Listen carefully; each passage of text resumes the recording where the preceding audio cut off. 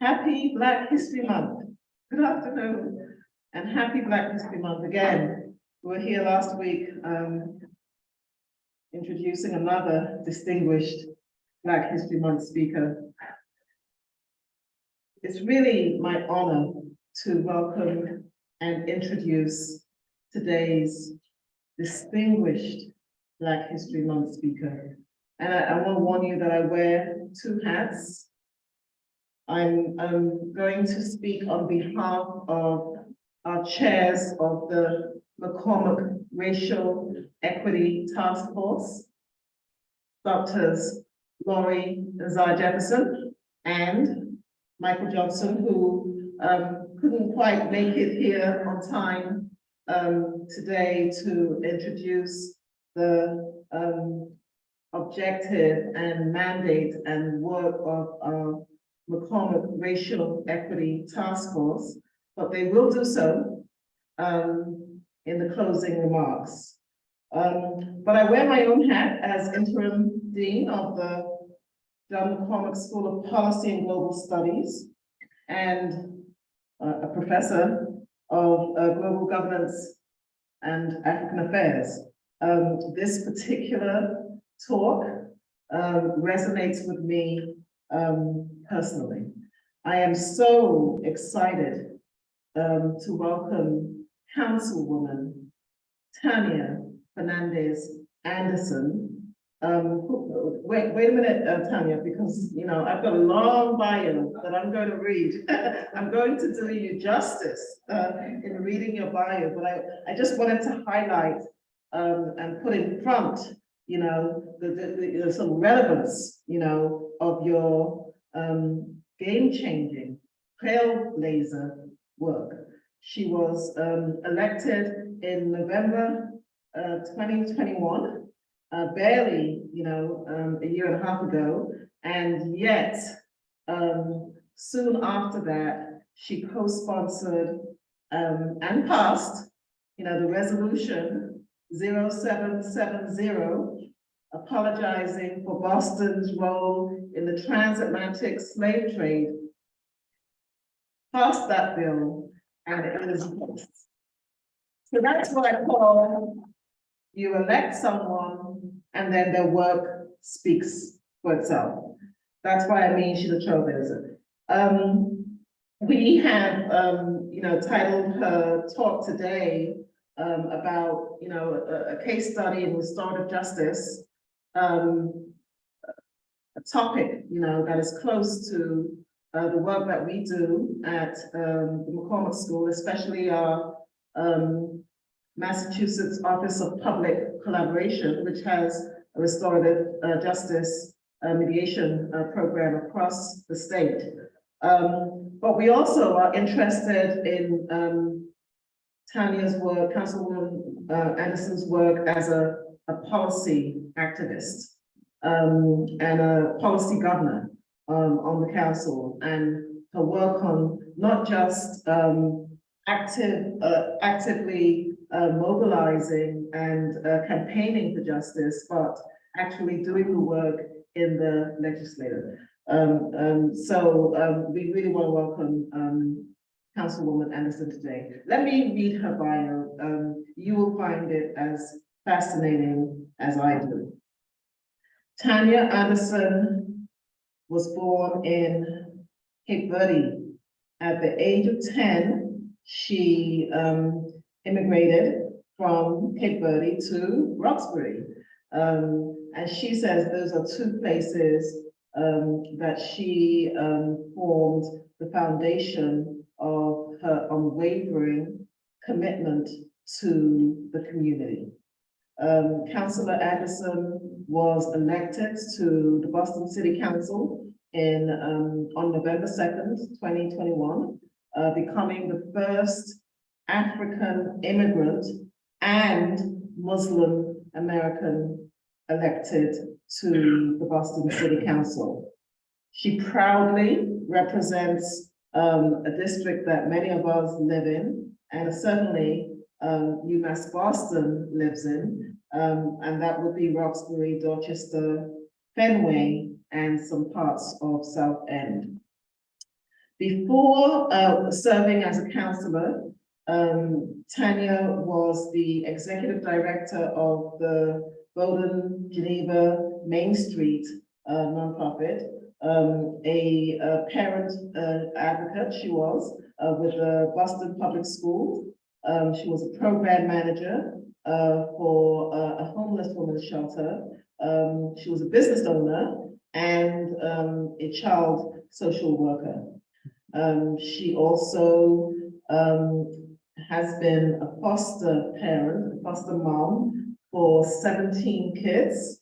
And she's also raising, yes, give her a round of applause for that. Also raising two biological children. There's a lot more, you know, I see her there saying, I just need to get up and, stop talking. I wanted to emphasize that she's currently the chairwoman of the Ways and Means, committee on the council, doing a lot of work on economic development and economic mobility, for our communities. She's actually sponsoring, apart from the resolution to condemn and apologize for slavery, she's sponsoring, or the sponsor of the District 7 Action Plan. She's also sponsoring a rent-to-own policy program, and she's also co-sponsoring a health clinic in Nubian Square. I thought that was really important. I just learned about these initiatives in a radio interview that I did with her earlier. But having said that, I would like to excitedly welcome and have you also join me in welcoming Councilwoman Tanya.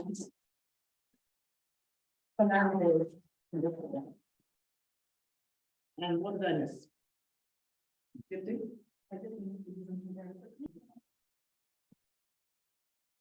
Thank you. Professor, you are being too graceful. I was listening to you talk and for a moment there, lost sight that you were actually talking about me. And I said, she's talking about me. And listening to someone else say she was born in West Coast Africa, Cape Verde, and immigrated at the age of 10, I think is the part that most stood out for me when you were speaking. And of course, a lot of my identity. As someone who's been able to transition or adapt to a different culture. Thank you so much for having me here. I thoroughly enjoyed our interview earlier today and appreciate the honor to be able to speak here with you. Thank you for all of the guests on Zoom. And I hope that you can enjoy what I have to say. So again, thank you for inviting me to speak here today and for convening this esteemed event to celebrate Black History Month. I greatly appreciate this opportunity to pontificate upon the profound topic pertaining to the apology offered by the Boston City Council for the role played by the City of Boston in the transatlantic slave trade. I played an integral role in stewarding the process. I was the lead sponsor to a successful resolution, and I am happy to report that the vote supporting the policy was unanimous. So here we are. The Boston City Council has indeed or needs to apologize for its role in the enslavement of kidnapped Africans. Many have expressed their appreciation for our endeavor and understood it to be an adamantly symbolic but significant step in order to create the conditions for reparative justice regarding the Black community in Boston. But there are others. There are always others. There are those who want to downplay the historical legacies of enslavement and ongoing manifestations of systemic and structural racism that are embedded and entrenched in the political and economic status quo. They may say that slavery happened a long time ago, or I never owned slaves, or even worse, to postulate theories and ideologies that blame that victim for the disenfranchisement, oppression, and marginalization that beset the masses of Black people. Those who spout such fallacies need to be addressed. We cannot let them control the narrative without pushing back with the full force of our collective being. To those who would say that a statute of limitation that has reached on this matter, I offer this resort. There is no statute of limitations on genocide and enslavement done. None whatsoever. Those who have questioned the timing of this apology remind me of the classic 1945 composition by jazz legend Charlie Parker entitled "Now's the Time."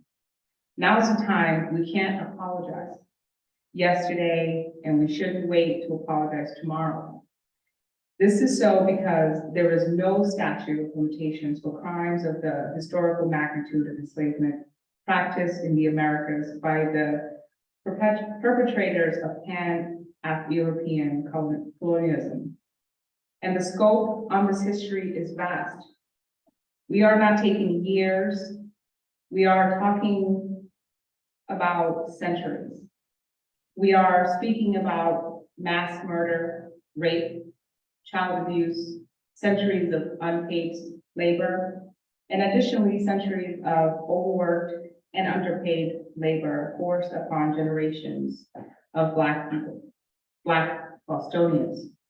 It is worthy of our attention, and more, it is worthy of our action.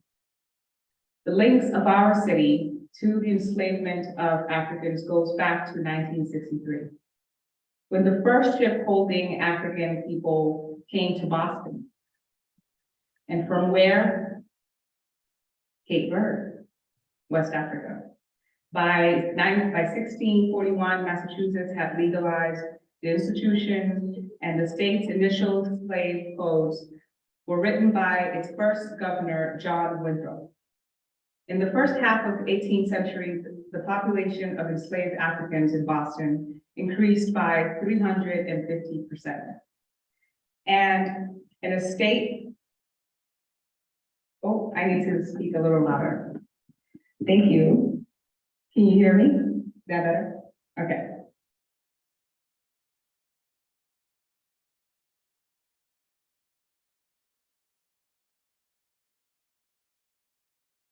An estate inventory taken between 1700 and 1775 in the city determined that roughly 25% of white Bostonians possessed enslaved Africans. Hence, enslaved African people were essentially to the creation of white upper class, and yet reaped none of the benefits of that wealth creation. Men such as Peter Faneuil or Faneuil Hall of Fame grew rich on the buying or selling of Black people as an integral component of their rise as part of an economic elite. And even at the time of his death, he still owned 5 enslaved human beings. If those crimes had been properly acknowledged and more compellingly corrected with concrete economic, political, and social programs and policies, perhaps we could move on. Perhaps though genocide and enslavement are not easily moved on from. But how are we expected to move on when so little movement has been made to correct those historical wrongs? Whose impact manifests in these moments? For as historic as these crimes as yesteryear are, they are not the sole reason that an apology is owed to Black Bostonians. There is also the matter of generational trauma and a plethora of political, economic and social inequities and disparities that abound to the advantage of the Black community.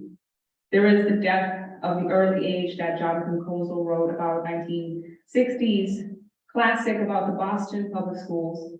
It's the redlining real estate practices that kept Boston's Black community hemmed into only a couple of our city's neighborhoods through most of our history. There's an oft-cited statistic that reminds us that the average white family in Boston possesses $250,000 of wealth in Boston, while the average Black family of our Commonwealth has shockingly low net worth wealth of $8. And there is a study of city contract dollars that show that between 2014 and 2019, a mere 4% went to Black-owned businesses. So this issue is not dead. It is very much alive. We see how the resulting reality has led to a society that takes our breath away. This country still places its collective knee on our figurative neck, and too often on our literal neck. In every area of our life, Black people get more of the bad and less of the good. It puts me in the mind of the old Lenny Bruce joke. When he played the role of the white person trying to explain to his Black compatriot that equality had already been reached, he intoned, "The way I figure, we've already got equality." Look at it this way. When it comes time to get drafted in the Army, you get drafted like everybody else, right? And when it comes to paying your taxes, you got to pay your taxes like everybody else, right? And when you commit a crime, you've got to do the time like everybody else. Well, at which point the Black character responds, "Yes, but what about the schools and the segregation housing?" To which Lenny gets a tad agitated and replies, "Well, those take a little time. You can't just shove things down people's throats." And that's where we find ourselves. In short, there is much that this city has to apologize for. But when it comes to both the historical and present day treatment meted out of its Black community, apologizing for the fundamental crime of enslavement of Black people has put us in a position to begin to create more fair and equitable city. Our city has a wealth of riches. Now we need the will to use those riches for the betterment of those who are so deserving of accessing and ascertaining them. I'd like to reiterate that at this moment that our city did not play a small part in the transatlantic slave trade. Better put, it's not the city that participated in the slave trade. People participated in it, particularly white people who materially benefited from it in a variety of vital ways pertaining to the political, economic, and social realms. These realms are all interconnected and have interacted to function in a manner to depress and degrade the lived conditions of Black people in Boston from 1968 to this moment. So we know this to be the case.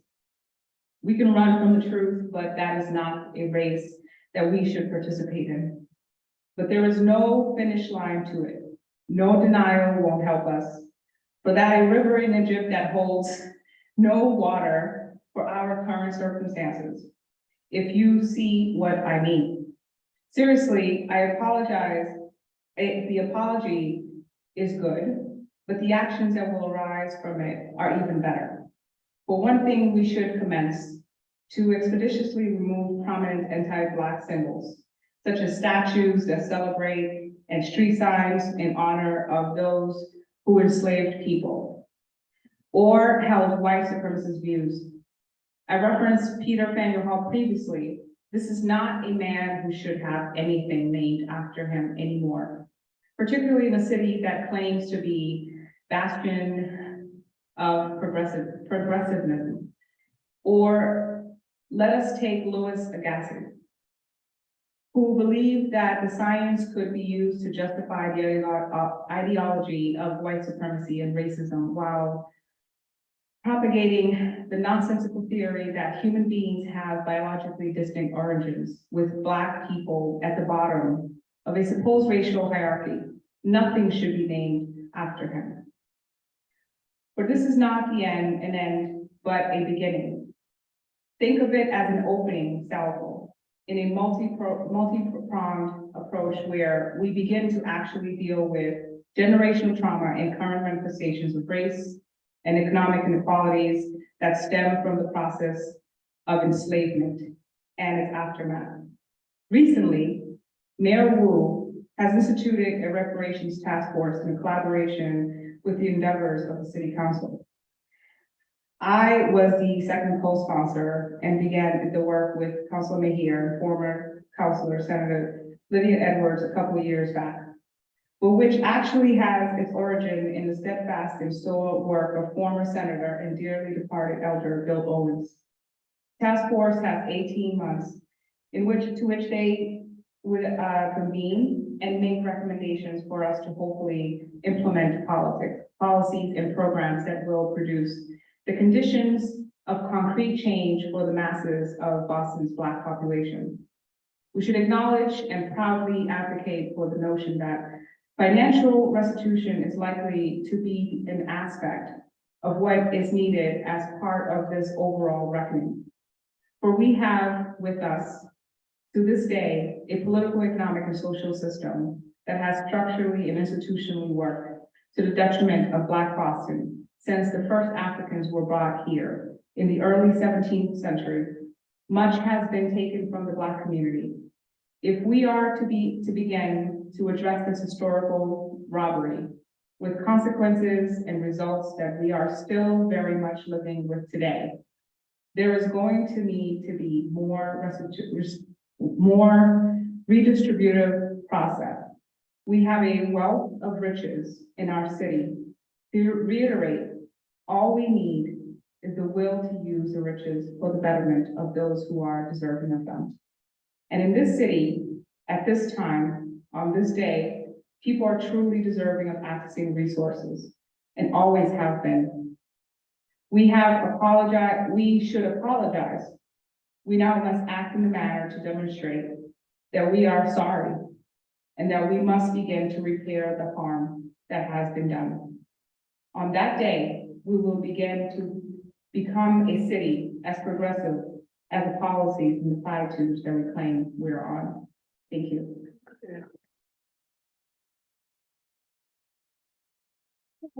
Sit down here and take some questions.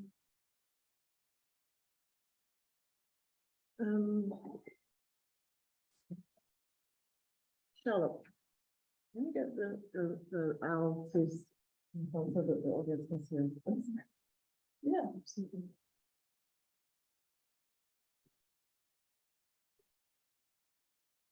Thank you. I have to bring it better.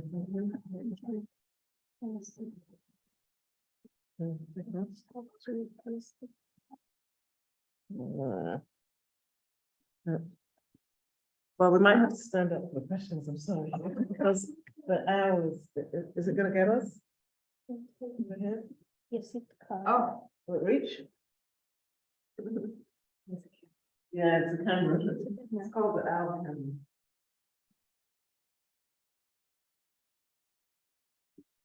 Can you open more table? Yes, thank you, okay. Thank you. Wonderful. Thank you. Thank you.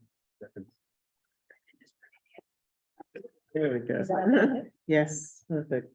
We're not too close because then they'll see my. All right, here's good. Yes, good. Thank you. Bye.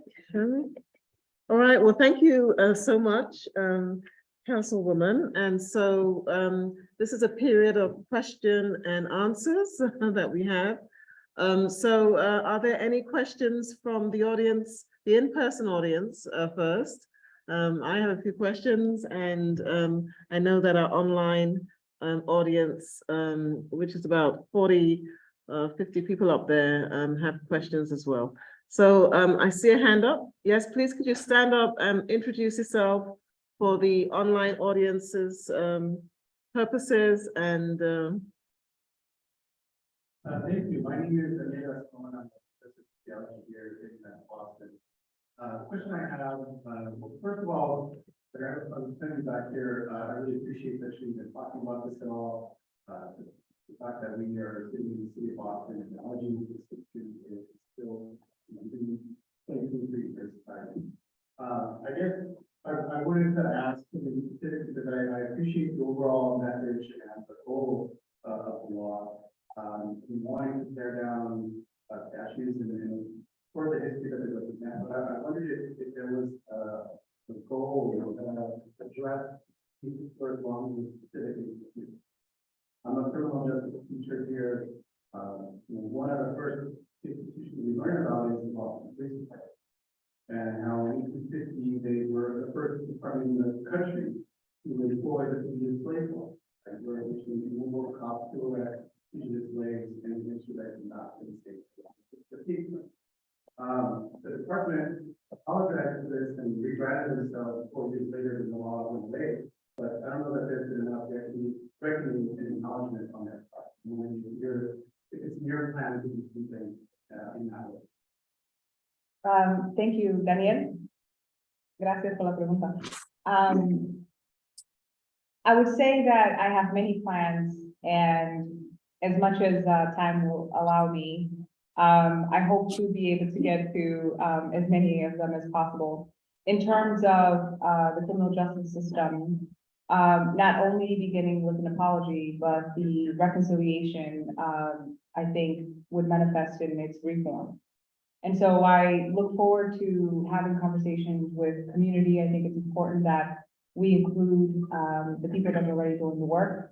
Those of you here today and on Zoom, people that are have sacrificed a lot in their career, but in their personal lives as well, to put this issue in the forefront. I agree with you. I think that it should be done in a more purposeful way, with plans or more conversations about where we are in the work for reform. Thank you. Thank you. There's a question online from Professor Jemidari, and could you repeat the questions in the room, because those online are not hearing the questions. And also, if the microphones if they're turned on, or can be turned up and brought closer to speak. Okay. Thank you. Thank you. So let's take the question in person first, a second question. And if you could just speak up, please. And then we'll take the question online. Thank you for your presentation. My name is Will Temple. I'm a Fulbright scholar from Aotearoa, New Zealand, here at UMass Boston. There are a lot of similarities with what you wanted to do back home in New Zealand. So, I'm Indigenous to New Zealand, so Māori were really cool. And so as a result of that, we were taking down statues, also strictly named streets. So, like, there was a big conversation with the community and public regarding how to identify the correct streets and statues, etc. So I guess my question would be was how do you intend to communicate with the community around which street signs and statues are appropriate, and how do you get them on board with some of these discussions? Thank you. Thank you. Thank you so much. I think we heard that online, correct? The mic is working. No, we didn't hear what the question was. Could you repeat? The question you want to. Sorry. Can you? Thanks. The question was, how do I intend to communicate to the community exactly what streets or symbols or statues that we would like to take down that are symbolic of racism? The question was from a student who is from New Zealand. What's his name again? Wolf Bevo. Welcome.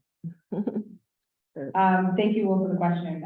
Just quickly back to the question on criminal justice. Shout out and peace and blessings to Hugh Newton, today's birthday. So we have to acknowledge that. Well, I think that communicating means that we would have to create a community process that actually encourages community, but also engages community in how deciding on which symbols or which street signs landmarks or buildings that are representative or symbolic of racism. I don't think that it's a thing that I can determine alone, rather a democratic process that we would have to engage the community in conversations, in transparent, difficult conversations, but nonetheless necessary. And I look forward to being able to do that with the city of Boston and hopefully with the administration in order for us to begin to melt them away and take them down one by one. There has been a long-standing campaign to change the name of Faneuil Hall. What's the status and why hasn't that happened? Well, like the resolution that we were able to pass unanimously, I hope to pass that resolution as well. I think that Faneuil Hall as a location and its statues or any streets that along in that area that represent or symbolic of racism should be included under this resolution.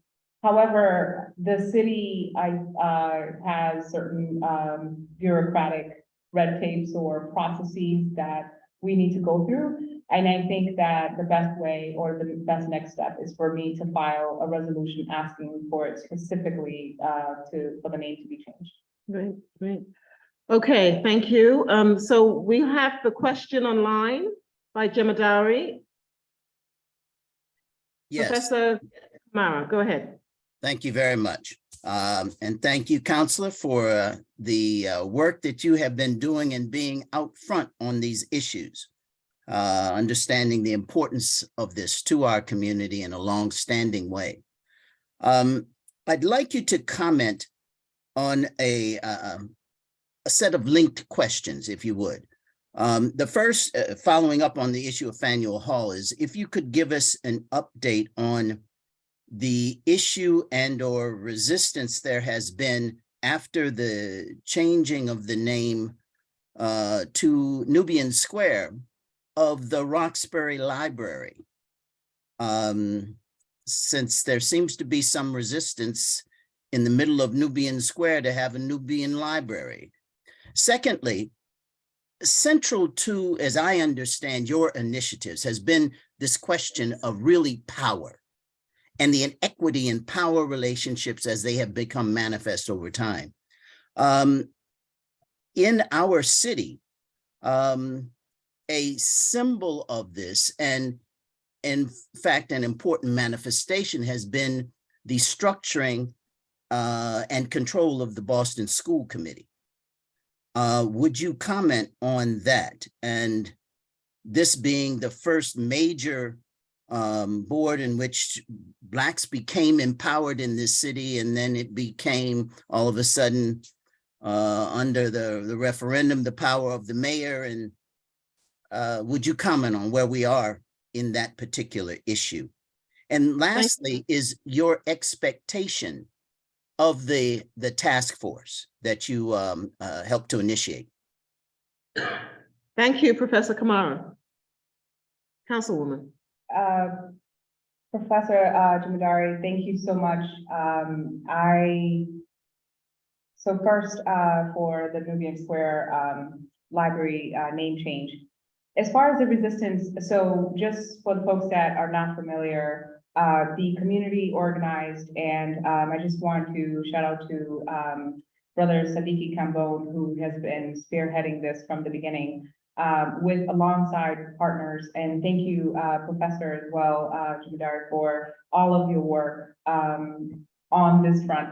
I know that you are actually responsible for bringing such amazing advocacy and work to my office in order for me to be able to platform and file such resolutions.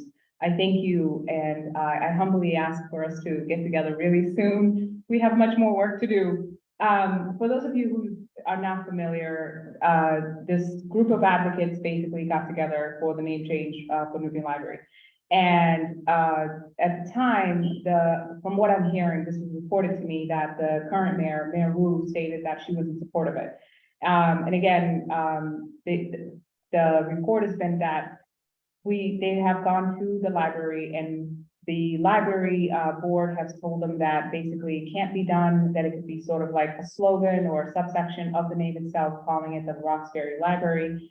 And that they are not going to do it. Although that they went through the process and supposedly the board voted, it's been reported to me again that they voted that to change the name, and now there's resistance and lack of follow-up. When the community advocates have contacted the city, it's been reported to me that they've been responded with, we think that it needs to be a bigger community engagement process in order for us to get the voices of all of the, more people or all the people to be able to say, do people actually want this name change?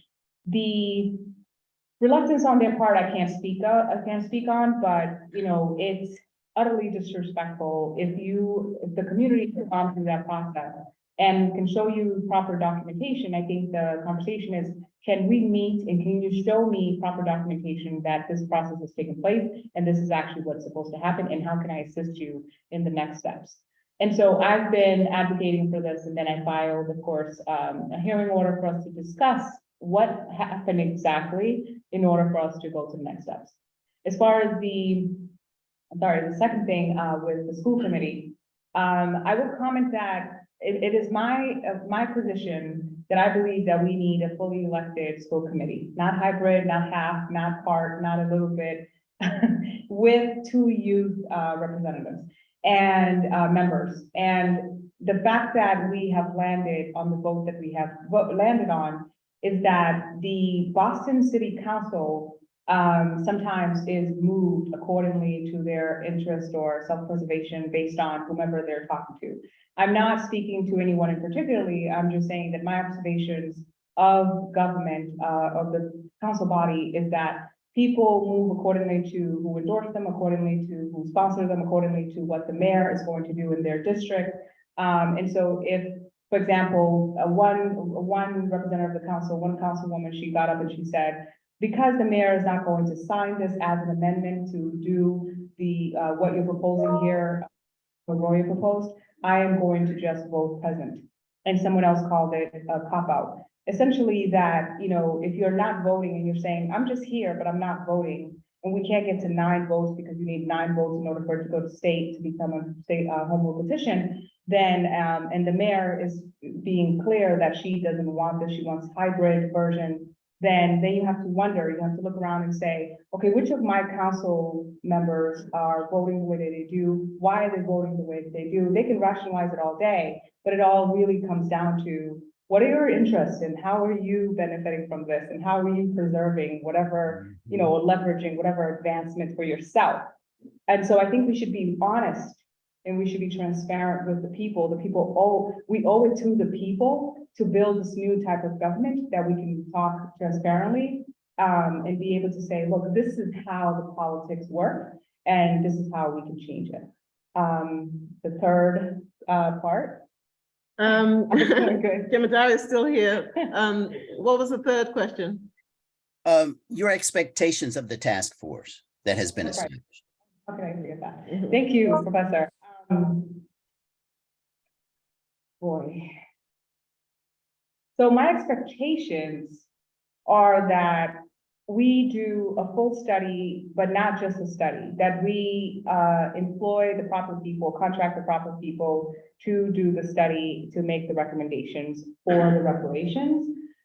My expectations are also that this task force engages community, that engages people that have been doing the work, engages the people that are impacted, and engages the proper people around the country that have been implementing or executing best practices as for reparations. That's my expectation. Thank you. Thank you, Professor Kamara. Are there more questions in the audience? Yes. My question to you. Can you come here and speak to the mic so that the, thank you. And if you could just speak in there. Okay. My name is Charlotte Nambi. I'm going to talk about immigrants in the Boston community because I'm one of the immigrants in the Boston area. So what is the mayor preparing or planning for immigrants in Boston? Because there are majority of immigrants residing in Boston at the moment, and some of them have been there for years. How are you including immigrants into the plan of inclusion, like you stated? Because we also contribute to taxes, we contribute to the development of the community through educating our children. Some of us offering services through the state or the city. How do you include immigrants into building generational wealth as well? Because at the moment, there are no grants that are available to immigrants for their small businesses. With the education services for immigrants, there are a little bit of strings that are attached if someone is trying to start afresh within the Boston community with academics. Then the other point would be with the housing. That's the systematic process that is involved through getting housing and other services, let me say weatherization, which is part of the city, the mayor's office. There are strings that are attached and the documentation that are required for an immigrant to get those services. How can they be simplified? Thank you. Thank you. Thank you for the very thoughtful question. She basically asked how is the mayor including immigrants in this plan of inclusion? And then she broke it down to 3 parts: economic integration as a concern to small businesses, education, and housing. And I can't answer to you in terms of what is the mayor planning to do. I can speak to what I'm doing. As far as the Office of Immigrant Advancement, I think that honestly, the city has very reactionary, not just the city, government in general, has very reactionary ways of responding to a problem. And the response is either, oh, a commission, a task force, an office, and a department. And sometimes we have to be careful, because if we're not intentional in our practices, being watchful and creating rubrics, creating actual, ways of monitoring progress and saying this is how we're measuring what we're doing. We are just tokenizing a thing. We're not actually integrating or including people. And so I believe that the office in the city has good intentions. I believe that they have a lot of good ideas, but I also feel that they're not actually intentional in terms of true fiscal investments. And so there's not enough money in the Office of Immigrant Advancement. And then when you ask them what their issue is, they'll say, why don't you have a Haitian or a Nigerian or a specific demographic that is represented in Boston? They will say, we can't find them. We need help to find these people to work. And they do that across the board with contracts, with everything else, that the city has a hard time employing people. Either we're not paying people enough to make these jobs attractive, or something is wrong. But my point is that if we're not investing in these offices to actually create these grants, to actually do them in a way that, one, we're providing services to immigrant populations, so that to provide the technical assistance so that they can actually apply and go through those bureaucratic processes. But 2, you are absolutely right. I believe those red tapes are stupid, and I think that they need to do away with them. I was an undocumented immigrant for 17 years in this country, and I understand I understand it thoroughly, living in duality and not feeling like a whole citizen and not really being integrated. So I think that one, we need to invest more financially in these offices. 2, we need to do it less as a token representation just for the performative politics. And 2, we need to actually engage the community so we can find people that represents demographics in Boston. Great, thank you so much. Professor Johnson? Yeah. So I have a question that I'd like to return to Resolution 0770. Councilwoman, what is the difference? Could you sort of pass out the terms that you use in the resolution? What is the difference between acknowledging, condemning, and apologizing for slavery? Thank you. You all probably know, the professor much more than I do and understand how, thorough she is. Acknowledging, a thing means that you recognize that it exists, right?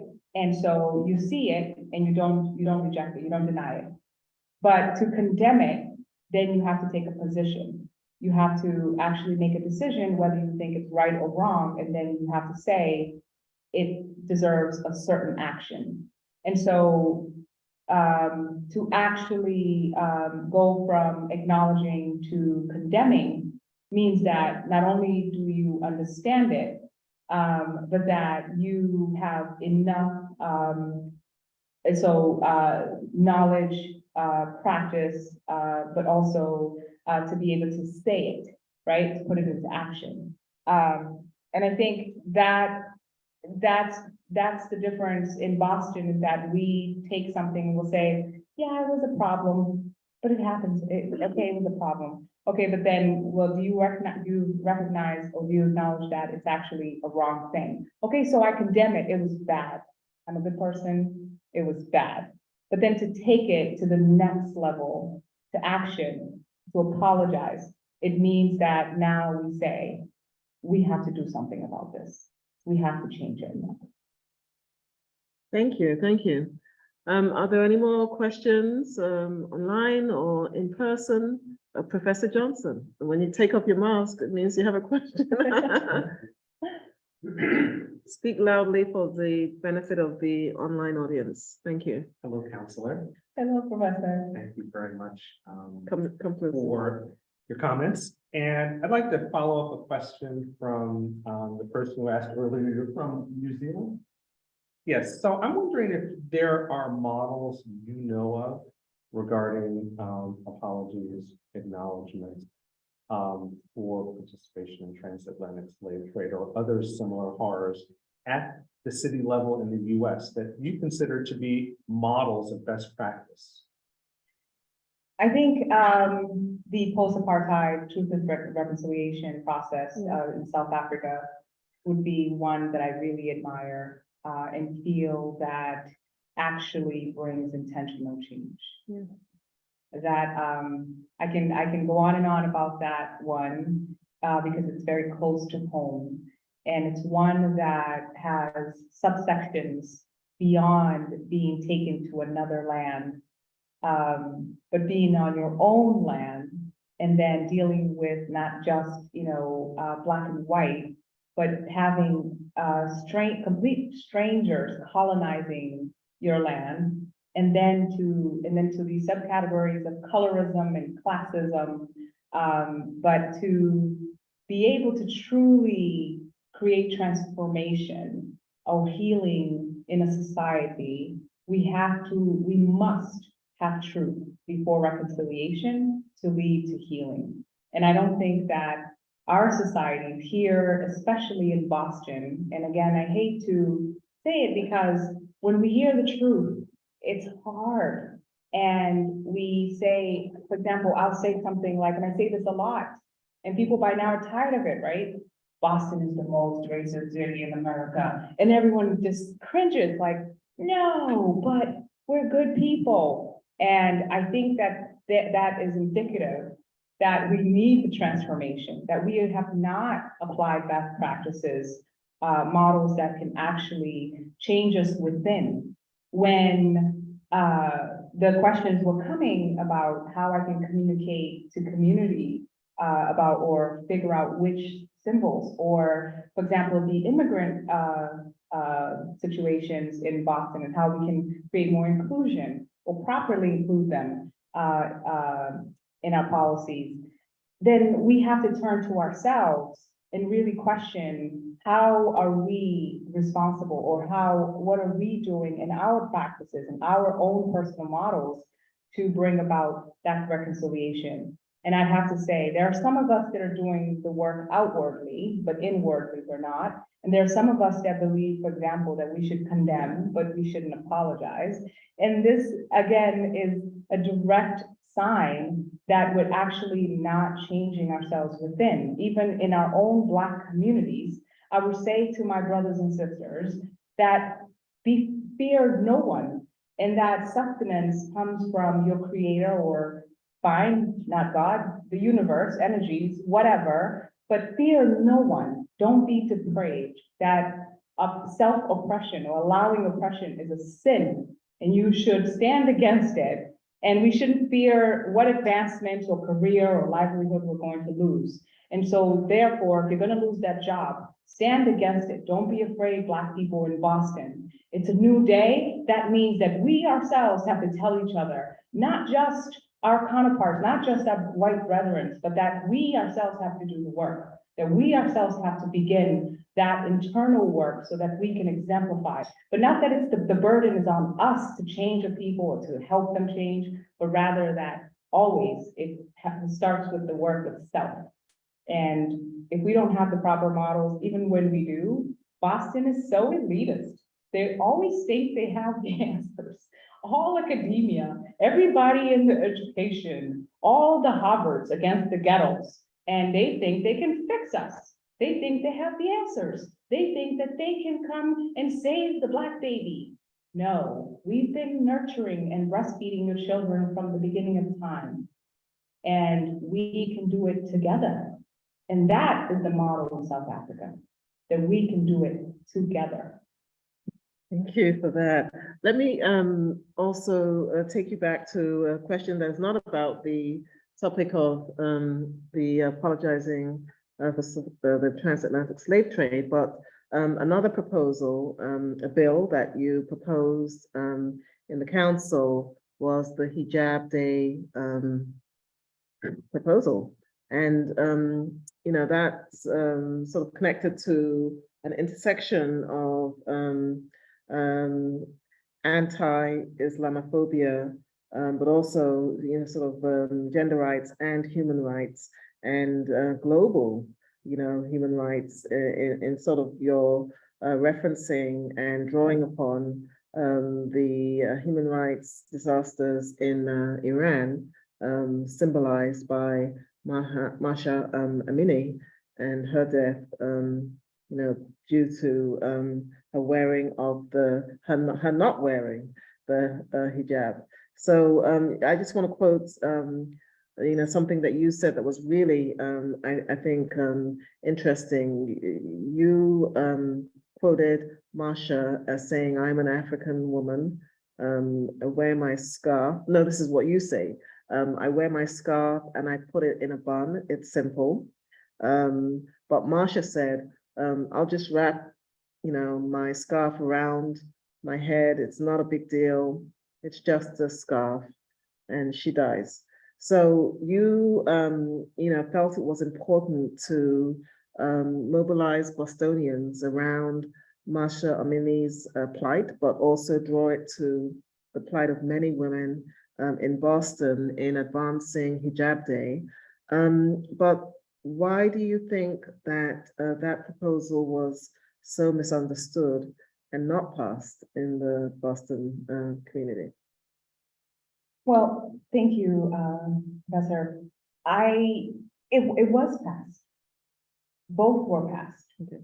I had to amend it so that it could reflect and bring more education around the issues in Iran. So when I filed, I wanted to enlighten the people. I even removed my scarf. I went through different grades of wearing it. I showed people the bun and around with the hair in the front showing, the niqab, the khimar, then there's the burqa. There's all of these different types. And then I removed my scarf and showed my hair and said, and then there's hair. What's the big deal? Let people live. But the importance of it was, or the message was that with or without hijab, that women all around the world, Muslim or Christian, are oppressed, or people project their insecurities and control issues upon us and try to take away our autonomy over our body and our bodies, and but that's not right. so that women that wear hijab alike, like women that don't, experience oppression, and both are wrong. And I wanted to create an alliance of some sort. I think for the time, it was too delicate. And in Iran, considering that the hijab itself was being used to oppress women, of course, not well taken. And so I received it. I spoke with the communities. I took calls, and I told my staff, take every single call, respond to every single email, unless they're cussing me out on social media, that's okay. But other than that, dismiss no one, deal with it. It's gonna be a hard, probably month. And then I understood that it was delicate for them, and I amended it to only address the issue in Iran and separate it from hijab. But I will certainly file for hijab day, because I think that's important too, but it should be separate. Thank you. Thank you. Any other questions? Okay, I have one last one. I compared you to Congresswoman Ilhan Omar, and not just comparing your identities and your sort of representation in American politics as African immigrant women who have been successful in but I wanted to talk about the racism that you experience, as a result of that. And I'm connecting it to Congresswoman Ilhan Omar's experience very recently, which was very painful, ousting from a major foreign affairs committee, purely, for discriminatory reasons. A lack of trust of her being an American, even though she is an American, and commenting on her difference, her different views, and ousting her, as a result. You have also experienced similar anti-Muslim, anti-Black woman, discriminatory practices. Could you speak to the kinds of epistemic and sort of political racism that you experience as an American politician? Thank you. I think, first I'd like to say, I'm honored, but in terms of comparison, I adore her and I respect her, and I think that she's phenomenal. So I humbly thank you, but I can only aspire to be. I think that, look, when because I'm short, there's a problem, right? Because I'm an immigrant, there's a problem. Because I have an accent, there's a problem. Ilhan has an accent. She wears a scarf on her head. Because you're Muslim, or because maybe because you're Christian, or maybe because you're Aborigine, or maybe because you're of different categories. And all of these things are so silly but necessary for us to acknowledge who we are, because we do see race.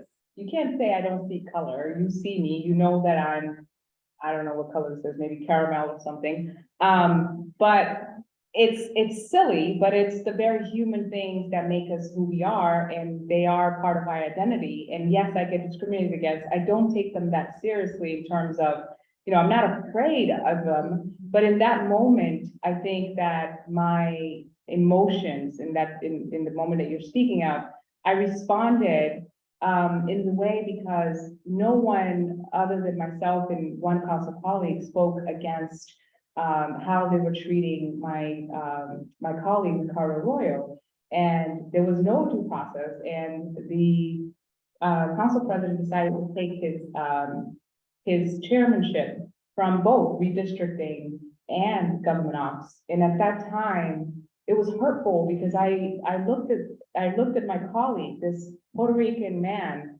who to me, I mean, a younger brother, but more like I would look at my sons, my Black sons, and I said, well, they do this and they've done this for so long, where they crucify us, they lynch us, they redline us, they incarcerate us.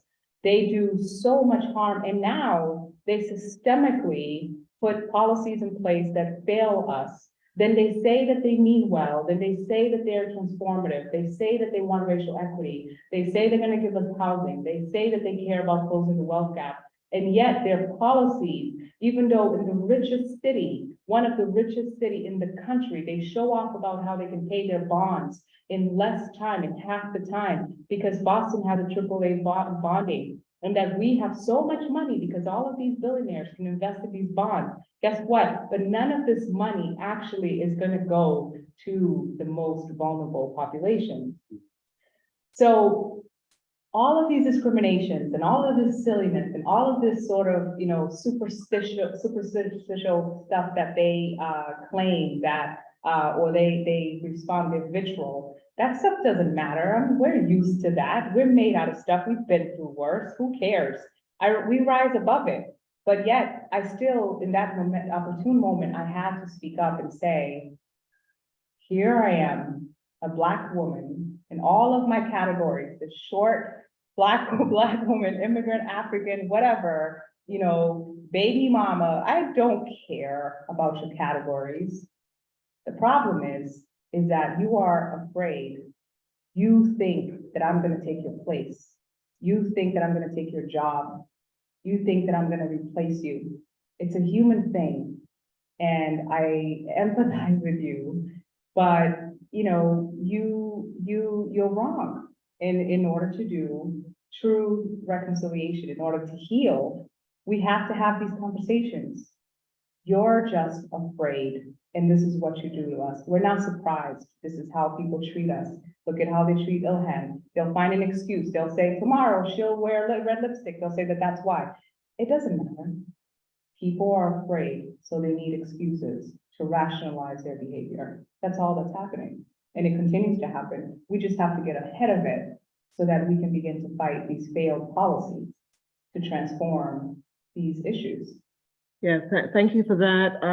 I've got this last question because I know we've been talking about a lot of identity issues, race issues, and that's our topic today, you know, in celebration of Black History Month. But you do a lot of work on political economy issues, economic development issues. You are the chairman of the Ways and Means Council. That's no small feat. And you are a sponsor of several political economic development bills, including the District 7 Action Plan and the rental plan program and the building of a new health clinic in Nubian Square. So I just wanted you to talk a little bit about, you know, your economic development initiatives, you know, as a councilwoman. Thank you. Yes, so being the first Black woman as a chairwoman means that I'm the first before the next, hopefully, right? And I feel strongly about fixing the harms, and we talk about, you know, racism being a public health crisis, but we address it in a very reactionary way. What we do is we say we need social services, which that's nice, but still reactionary. But we're not proactive in Western society. We're not preventative, right? What we do is put Band-Aids on things. And so my focus on economic integration or upper mobility is for that reason, to fix the problem at its core. This means that we have to focus on our social determinants of health and truly invest financially, so that, again, putting our money where our mouth is to fix the problems. So I filed for a digital marketplace to be able to bring small businesses in my district to a digital marketplace to compete with, say, Amazon. to be able to provide technical assistance in a more easy and accessible way in a digital form. And the businesses should own this trust, this digital trust. I also filed for rent-to-own program. I think that, again, District 7 should pilot, and the administration, the mayor, and Sheila Dillon, the chief of Mayor's Office of Housing, have agreed and have been working with me on a roundtable to be able to create a rent-to-own opportunity here in Boston. And we've actually found the formula that will actually be practical and work, so that it's not oppressive loans or landlords that will take advantage of their tenants. And then also, of course, the District 7 action plan is actually a master plan to be able to develop those institutions such as clinics or holistic centers, disability sensory after school program, as well as a recreational center for holistic health for seniors in District 7. In addition to that, as far as workforce development, we are also, I've also filed and been working with the administration. We created this program where the Department of Youth and Employment and Engagement actually will contract a nonprofit to pay youth to participate in homework support.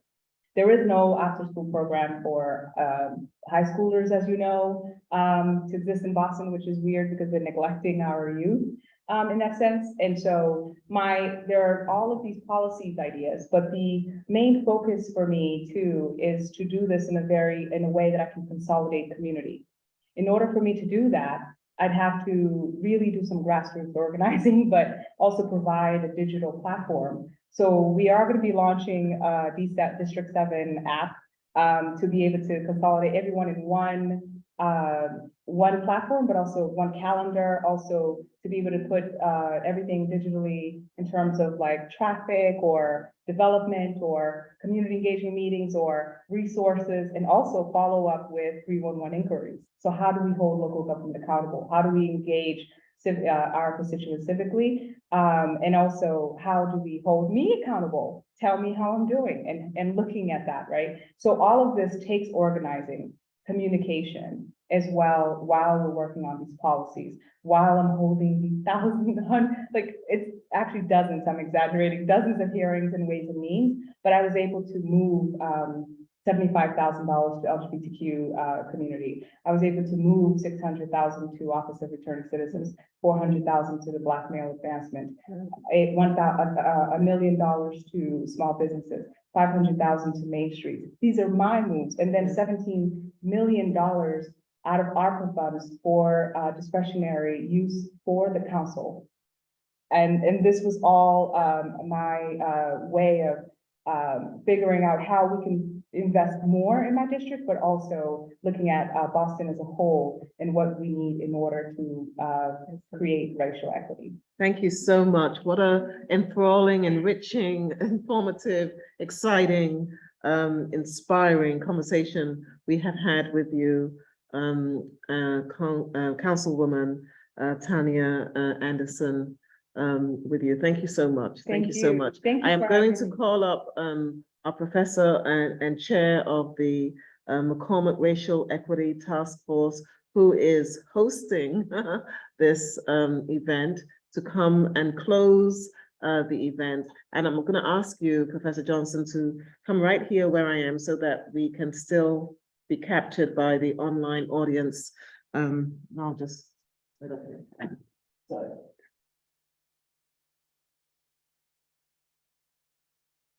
Good afternoon, everyone. I'm Michael Johnson. I'm professor in the Department of Public Policy and Public Affairs. And with my department colleague, Dr. Lori Masai Jefferson. Can we pin her, please, and on the screen? Chris, if you put Lori Masai Jefferson on the screen. Thank you. While Michael is making his remarks. Thank you. Sorry for that. Dr. Lori and I are proud to be co-chairs of the McCormack Graduate School Racial Equity Task Force, and very proud to have hosted the event this afternoon. Thank you, Councillor Fernandez Anderson, for your impressive and thought-provoking message and leadership on insisting on an apology by the city of Boston for its role in the transatlantic slave trade. Furthermore, your initiatives to support restorative justice and policy action in Boston and beyond are critical to move marginalized and underrepresented communities ahead. We really needed to hear your message today to gain knowledge on how to make systemic policy change that also foregrounds racial justice. It's hard to have conversations about injustices that some believe are only of historical interest and they view as only distracting from the really important issues of the day. Your words have shown how the impacts of injustices in the past persist to the present and argue for the importance of forward-thinking policies that change our understanding of what is possible to ensure opportunity-rich lives for all Boston residents, to hold our elected leaders and public servants to account, and to ensure that all of us play an active role in making Boston work for all of us. Thank you again for your time with us today. And I also want to thank you for raising the example of the anti-apartheid task force in South Africa as a model for what we can do in Boston. That's very apropos and a signal to all of us that what we need to do goes well beyond Boston, well beyond New England or the United States, and there are models all over the world for us to follow. So we're really so appreciative of you taking time to visit McCormack today. And we're really grateful that a short conversation at the Martin Luther King breakfast at the Convention Center last month led to what we hope will be an ongoing partnership between McCormack Graduate School, your office, and Boston City Council. I want to thank Dean Kiki Adozi for her leadership of McCormack Graduate School and for the full activities that we've organized for Councilor Fernandez-Anderson's visit to UMass Boston today. I hope you had a good interview on McCormack Speaks. Thank you to students, faculty, and visitors for taking time to participate in today's event and for your questions and comments. Thank you so much. Thank you so much. Professor, Councilwoman Anderson, if you look behind, you will see Professor Zai Jefferson, who couldn't make it in person, but she's part of our online audience and organizers and co-sponsors. Laurie, do you want to say a few words? No, I'm just really excited to hear the words of Councilman Anderson, really, really excited. And she's an inspiration to us all. And I think we should take heed to her passion, her imagination, her creativity, and clearly her intellect. So again, thank you so much for joining us today. Thank you. Thank you all. Thank you. These days, when we have events, we have more online audiences than in person. So collectively, we're about 50, here. But thank you to the online audiences. We're going to move into reception stage now. We've got lots of food. So next time you need to come in person if you want to join us in that. But what a great event. Thank you again to Councilwoman Tanya Fernandez-Anderson. Fascinating conversation and day for me with you. Thank you. Thank you. Thank you so much. Thank you.